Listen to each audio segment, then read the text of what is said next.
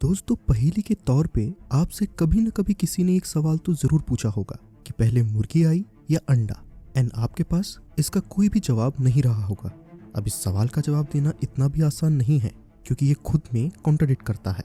क्योंकि अगर आप कहते हैं कि मुर्गी पहले आई, तो नेक्स्ट सवाल आता है कि आखिर फिर वो अंडा कहाँ से आया जिससे मुर्गी ने जन्म लिया होगा। और अगर आप कहते हैं कि अंडा पहले आया, तो अगला सवाल आता है कि आखिर फिर वो मुर्गी कहाँ से आई जिसने कि वो अंडा दिया होगा। चिंता मत कीजिए दोस्तों, आज की इस वीडियो में हम डिटेल में समझने वाले हैं कि आखिर पहले मुर्गी आई या अंडा, और साथ ही साथ ये भी जानेंगे कि अंडा वेजिटेरियन है या नॉन वेजिटेरियन, जो कि ज़्यादातर लोगों के लिए एक कन्फ्यूजन बना हुआ है। तो मेरा नाम है एजे, आप देख रहे हैं एजे टॉक्स। चलिए शुरू करते हैं।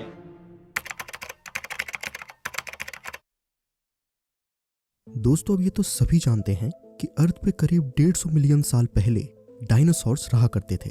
अब जैसे जैसे समय बीतता गया, तो एवोल्यूशन के चलते कई डायनासोर्स का साइज छोटा होने लगा।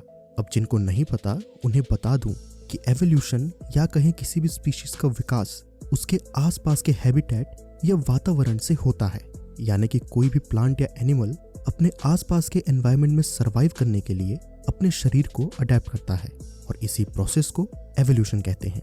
अब वैसे एवोल्यूशन काफी बड़ा टॉपिक है, तो इस पे एक पूरी वीडियो बनाई जा सकती है, लेकिन फिलहाल के लिए इतना समझना काफी होगा। अब इसी एवोल्यूशन के चलते कई डायनासोर्स इतने छोटे हो गए कि वो बर्ड्स की पहली प्रजाति बने। आपको बता दूं कि एवोल्यूशन कभी भी एक डायरेक्शन में नहीं होता है, बल्कि वो किसी भी उस डायरेक्शन में हो सकता है जिसमें कि वो फिट बैठे। जिसका मतलब है कि कुछ डायनासोर्स बड़े भयंकर टीरेक्स जैसे डायनासोर्स में इवॉल्व हो गए, जबकि कुछ डायनासोर्स बर्ड्स जैसी स्पीशीज में इवॉल्व हुए। अब आप सोच रहे होंगे कि बात तो अंडे मुर्गी की चल रही थी, तो मैं डायनासोर्स का टॉपिक क्यों लेकर बैठ गया।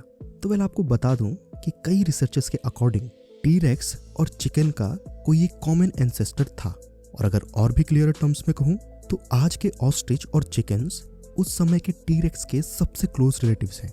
यकीन नहीं होता तो एक बार इनके शरीर का ढांचा देखिए, कहीं ना कहीं ये टीरेक्स से जरूर मिलता है।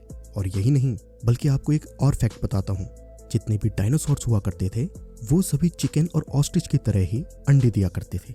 अब अगर बात करें ऐसे अंडों की जो कि मुर्गी के अंडों की तरह थे, यानी कि ऐसे अंडे जिनके बाहर एक सॉलिड मेम्ब्रेन होता है जो कि अंडे के अंदर के हिस्से को प्रोटेक्ट करता है, तो वो आज से 300 मिलियन साल पहले एग्जिस्टेंस में आए थे। वहीं अगर हम इन्हें मुर्गी से कंपेयर करें, तो मुर्गी की फर्स्ट स्पीशीज 3500 साल पहले एग्जिस्टेंस में आई थी। करीब 3500 साल पहले साउथ ईस्ट एशिया में लोगों ने चावल और मिलेट्स की खेती करना शुरू किया। अब इस अनाज से अट्रैक्ट होकर पास के जंगलों से एक बर्ड उन इंसानों के खेतों के करीब रहने लगी। इस बर्ड का नाम था वाइल्ड रेड जंगल फाउल, जो कि कुछ ऐसा दिखता है। ये मुर्गी नहीं है दोस्तों, बल्कि उसकी एंसेस्टर है। अभी अपने खाने के चलते इंसानों के आसपास आकर रहने लगे, और इसी दौरान इंसानों ने इन्हें पालना शुरू कर दिया।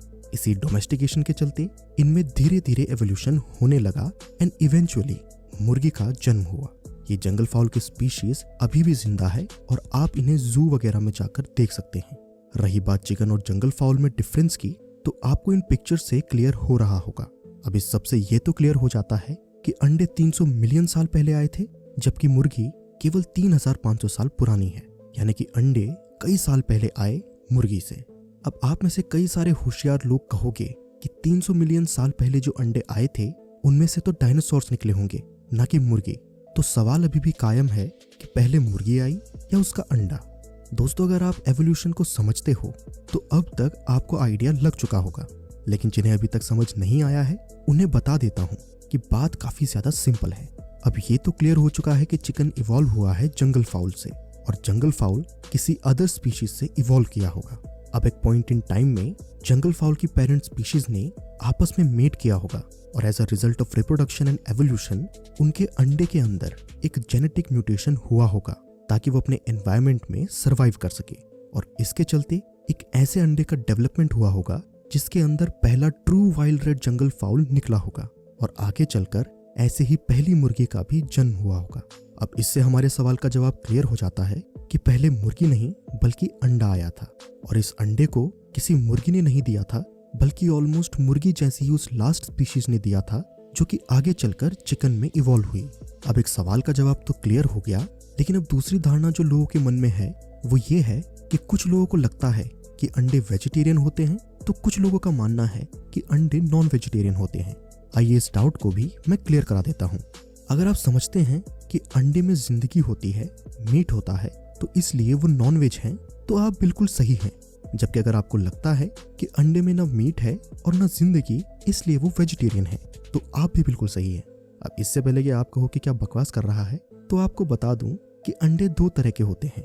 पहले होते हैं हैप्लॉइड एग्स एंड दूसरे होते हैं डिप्लॉइड एग्स। हैप्लॉइड एग्स वो अंडे होते हैं जो कि अनफर्टिलाइज्ड होते हैं, यानी कि मुर्गी के वो अंडे जो कि बिना रिप्रोडक्शन के होते हैं।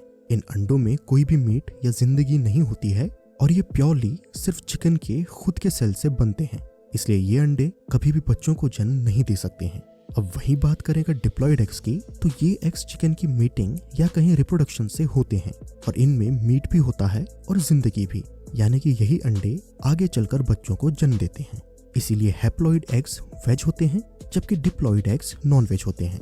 अब जो एग्स दुकानों या सुपरमार्केट्स में मिलते हैं वो ज्यादातर हैप्लॉइड होते हैं, यानी कि उनमें ना मीट होती है और ना ही जिंदगी। इवन 2004 में जब एक मुद्दा उठा कि ऋषिकेश जैसे धार्मिक स्थान पे अंडों की सेल अलाउ की जानी चाहिए या नहीं, तो उस समय अगेन सुप्रीम कोर्ट ने ये पॉइंट रखा कि सर्टेन टाइप्स के अंडे ऐसे होते हैं जिनमें कि ना मीट होती है और ना जिंदगी, तो वो अंडे दूध की तरह वेज डाइट में इंक्लूड किए जा सकते हैं। तो अब इससे आपको क्लियर हो गया होगा कि पहले अंडा आया या मुर्गी, और अंडे वेज हैं या नॉन वेज। अब आपको अगर जानना है कि दुनिया में सबसे पहली स्पीशीज कैसे फॉर्म हुई और कैसे हम सब आए, तो आप इस वीडियो पे क्लिक कर सकते हैं। तो आशा करता हूँ कि आपको ये वीडियो समझ आ गई होगी। मैं मिलता हूँ आपसे नेक्स्ट वीडियो में फिर किसी इंटरेस्टिंग टॉपिक के साथ। ये वीडियो पूरा देखने के लिए धन्यवाद।